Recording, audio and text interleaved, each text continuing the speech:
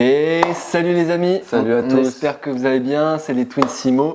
Aujourd'hui on va parler d'un sujet très important, sujet banque. Et vous allez comprendre, de toute façon on l'a dit dans pas mal de vidéos, mais vous allez comprendre que le dossier bancaire, tous les documents que vous réunissez et que ce soit aussi votre présentation de projet, c'est très important. Et du coup on va vous dire un peu nos recommandations, qu'est-ce qu'il faut mettre dans votre dossier, etc. Ouais, exactement, ça va vraiment montrer au banquier que vous êtes une personne sérieuse et que vous préparez tous les documents. Comme ça, lui, il n'a pas à perdre de temps parce qu'on l'avait déjà dit dans d'autres vidéos, il voit plusieurs personnes par jour. Donc à un moment donné, si vous ne préparez pas votre dossier, il ne va pas prendre le temps de regarder plus en profondeur. Et notamment, ça permet aussi au banquier de se projeter parce que si vous n'avez pas tous les documents, notamment si vous ne faites pas une présentation de projet assez pointue, assez poussée, comment voulez-vous que le banquier se projette au niveau de votre projet? Donc c'est très important et justement on va vous donner un peu nos recommandations et qu'est-ce qu'il faut mettre à l'intérieur, que ce soit de votre dossier bancaire, tous les documents administratifs et notamment aussi votre présentation de projet, qu'est-ce qu'il faut mettre comme information à l'intérieur. Premièrement, très important, il faut vraiment que vous ayez deux dossiers distincts, c'est-à-dire que le premier dossier, ça va être tous les documents administratifs que le banquier tout simplement a besoin. Donc quels sont ces documents? Bon, je vous mettrai la liste parce qu'elle est assez longue et non exhaustive d'ailleurs parce que ça peut dépendre aussi de votre situation. Mais voilà, c'est assez long. De toute façon, ça va être tous les documents classiques de manière générale, les avis d'imposition, les bulletins de salaire, copie de carte d'identité, voilà. Il y en a plein, mais je vous mettrai la liste en description parce que sinon ça va être trop long. Ouais, je pense que ça va être mieux. Ensuite, tout simplement, le dossier de présentation du projet, votre dossier bancaire. Et donc le premier point, forcément, ça va être votre situation personnelle. Déjà, forcément, si vous investissez tout seul ou en couple, effectivement, ça va être, vous allez dupliquer les informations. Mais en gros, quel est votre âge, les informations un peu votre âge, votre situation professionnelle, quel type de boulot vous avez, vos coordonnées, votre adresse, où vous habitez, toutes ces informations-là personnelles. Et puis effectivement, comme je l'ai déjà dit, si vous êtes en couple, la situation de votre compagne ou de votre compagnon, etc. Et notamment, par rapport à votre demande de financement, est-ce que vous faites ça tout seul? Est-ce que vous faites ça à plusieurs? C'est quand même important à le préciser, mais je pense que vous le savez. Et notamment, si vous faites en emprunt pour en SCI, ça, notamment, il faut le préciser. Et si vous faites en SCI, comment vous allez créer la SCI, quelles vont être les parts pour chacun des associés, etc. C'est très important. Et aussi, notamment, ce qui est primordial à mettre dans votre présentation de projet, c'est évidemment tout ce qui est vos revenus. Vos revenus, que ce soit évidemment en tant que salarié ou même gérant d'entreprise, et vos revenus hors employé ou employeur, tels que vos revenus locatifs, notamment si vous en avez. Et c'est très important. Donc voilà. Et à préciser aussi votre patrimoine, si vous en avez, si vous êtes propriétaire déjà, comme on l'a dit, d'immeubles ou d'appartements, faut le mettre. Capital restant dû, voilà, je pense que peut-être qu'on y reviendra dans d'autres vidéos, mais voilà. Notamment tout ce qui est toutes vos épargnes, c'est bien de le préciser. Surtout qu'on vous l'a déjà précisé dans d'autres vidéos, l'épargne c'est très important. Faites un tableau, je pense c'est le mieux. Montrez concrètement ce que vous avez sur chaque compte, c'est très important. Combien même c'est 1000, 2000, 3000 euros, c'est une petite somme et à ajouter à tout ça, ça peut faire des gros montants, donc n'hésitez pas à le mettre. Il faut vraiment que vous montriez votre capital, vos actifs, vos actifs, et si vous avez des passifs, évidemment, il va falloir les mettre. Exactement. Notamment. C'est le jeu. Et ensuite, je pense que c'est très important, comme ça évite au banquier de le faire lui-même. Mettez votre calcul d'endettement actuel, sans le projet. C'est-à-dire que je mettrai, je pense, juste en dessous le calcul si jamais vous ne le connaissez pas ou si vous échappe. Mais le calcul d'endettement, ça vous permet de savoir concrètement où c'est que vous êtes situé. Est-ce que vous êtes endetté à hauteur de 33%, voire même au-delà, ou est-ce que vous n'êtes pas du tout endetté et vous n'avez aucun passif, que ce soit voiture, appartement, maison, etc. Et ça, c'est très important. Comme ça permet tout de suite au banquier de situer par rapport au taux d'endettement. Exactement. Ensuite, pour le deuxième point de votre projet, ça va être tout simplement de présenter votre ville et la région dans laquelle vous allez investir. Notamment si la banque en question est près de chez vous et elle ne correspond pas au même endroit, elle n'est pas située là où la ville vous voulez investir. Ça permet de leur montrer que vous avez étudié la ville, que vous avez étudié la région. Notamment, n'hésitez pas à mettre des imprimés écrans de fausses annonces que vous avez mis avec toutes les réponses et montrer que vous avez tout simplement étudié le marché locatif, quoi. Ouais, c'est notamment. Tout simplement. Et puis je pense prochain chapitre, tout simplement présenter le bien. Si vous êtes en période, vraiment vous avez fait la demande au niveau d'un appartement ou d'un immeuble, si vous avez l'offre qui a été acceptée, forcément mettez votre bien et mettez vraiment toutes les informations nécessaires pour justement que le banquier se projette par rapport au financement et qu'il voit si c'est viable ou non. Notamment. Exactement. Donc mettez des photos. Mais s'il y a des appartements qui sont loués, il faut mettre absolument les beaux. Qu'est-ce qu'il y a d'autre? Il y a plein d'informations. Après, notamment les nombres de l'eau, la surface. De l'eau. Après, effectivement, c'est un autre point, mais s'il y a des travaux ou pas. Donc le montant estimatif des travaux, les photos, comme tu l'as dit, des biens, si effectivement il y a à faire des travaux. Et puis notamment, il va vous demander forcément au moins un devis minimum de travaux. Mais je pense qu'après, il faut au moins en avoir plusieurs.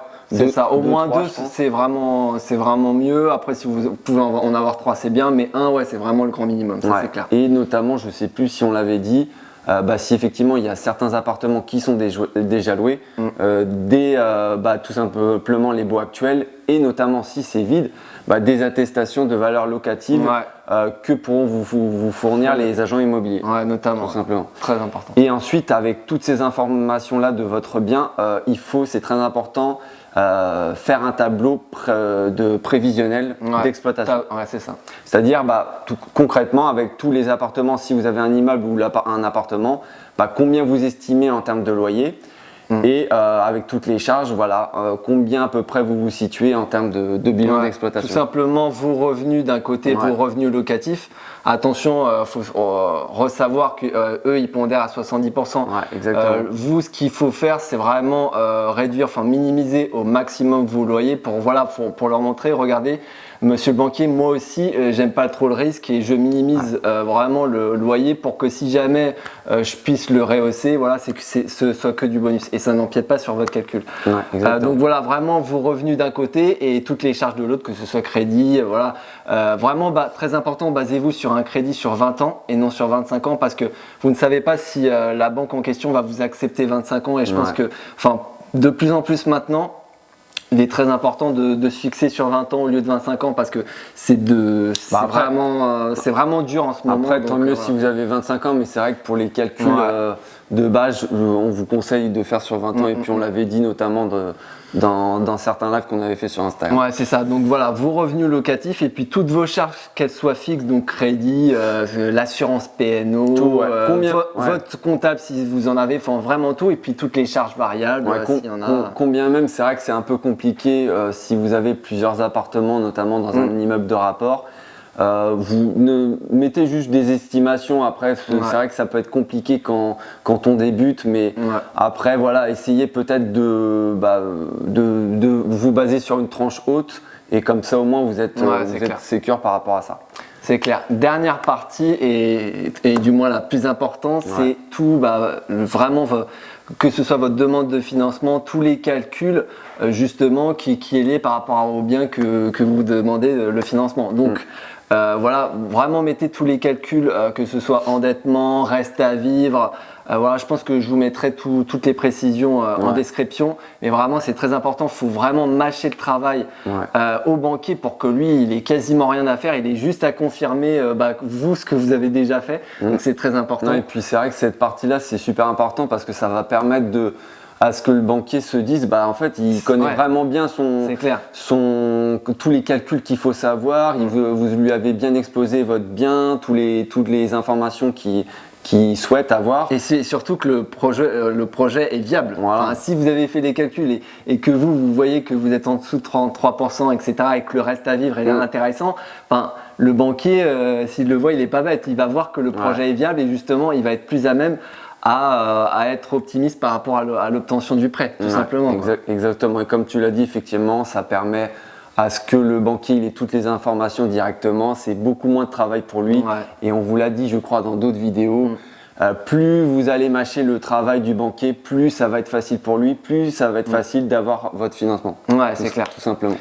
Autre information très importante, enfin vraiment, du coup, par rapport à tous vos calculs, faites un tableau de synthèse et vraiment mettez tous les calculs, reste à vivre, calcul d'endettement, etc. Vraiment mettez tout dans un tableau comme ça, en une page, le banquier voit concrètement le projet dans sa globalité. Ensuite, mettez dans une autre partie tous vos souhaits, c'est-à-dire qu'est-ce que vous souhaitez pour justement optimiser votre financement. Qu'est-ce que ça peut être? Forcément, est-ce que vous souhaitez un différé de crédit, tout simplement. Très important, si vous avez des travaux, vous le savez très bien. Donc voilà, si vous voulez, je sais pas, un différé minimum d'1 an, il faut absolument le mettre parce que c'est un critère, c'est vraiment une condition que vous souhaitez. Tout ce qui va être taux de durée, taux de crédit, la durée, si vous voulez 25 ans, mettez-le. Après, voilà, ça va être des contreparties. Vraiment, vous allez jouer avec le banquier par rapport à ça. Est-ce qu'il va accepter ou non? Ça reste à voir, mais vraiment mettez-le si vraiment vous souhaitez 25 ans. Et notamment le taux, le taux après, c'est vraiment variable en fonction des banques, mais mettez vraiment toutes vos conditions que vous souhaitez par rapport à votre projet. Et puis, on l'avait dit dans d'autres vidéos, notamment, n'hésitez pas à mettre une partie no contrepartie. Du fait de montrer au banquier tout simplement qu'effectivement vous avez des souhaits, mais vous avez aussi des contreparties dans le sens effectivement c'est du gagnant-gagnant. Donc voilà, vous êtes prêt à, je sais que c'est compliqué de faire cet effort-là, mais peut-être au niveau de l'apport, de mettre un petit peu… Non, dites pas trop, mais ouais. Vous voyez ce que je veux dire, vous ne mettez pas, après c'est à vous de juger, mais dans ce cas-là, voilà, peut-être l'apport si c'est bon pour vous. Vraiment montrer au banquier que vous êtes flexible et que vous êtes prêt à donner des contreparties, ce qui est normal. C'est encore une relation gagnant-gagnant, on le répète plein de fois. Notamment tout ce qui va être cautionnement, si le cautionnement passe pas, passer en hypothèque. Notamment si vraiment ça bloque, pourquoi pas nantir une assurance vie. Si vous avez une assurance vie, je sais pas, de 25 000 €, je sais pas, dans un compte X ou Y, et vous pouvez mettre, si vraiment, par exemple, vous n'avez pas d'épargne, que ce soit dans un compte Bocaro ou autre, mais par contre que vous avez une assurance vie qui dort, vous pouvez potentiellement nantir l'assurance vie. Du coup, concrètement, qu'est-ce que c'est? C'est vraiment bloquer l'assurance vie, le compte X ou Y, et que vraiment vous puissiez plus y toucher, tout simplement. Et eux, évidemment, c'est une garantie. Si jamais il y a un problème, ils prennent dessus. Ça permet tout simplement de si jamais il y a un point qui bloque dans votre dossier, se dire quand vous avez exposé vos contreparties, dans ce cas-là, peut-être ça peut marcher et qu'il peut valider votre projet avec ces petites contreparties. Donc c'est pour ça que c'est important de le mettre. Les dernières informations que vous devez mettre dans votre présentation de projet, c'est tout simplement les dates butoirs, les dates les plus importantes. Quelle date avez-vous signé votre compromis de vente?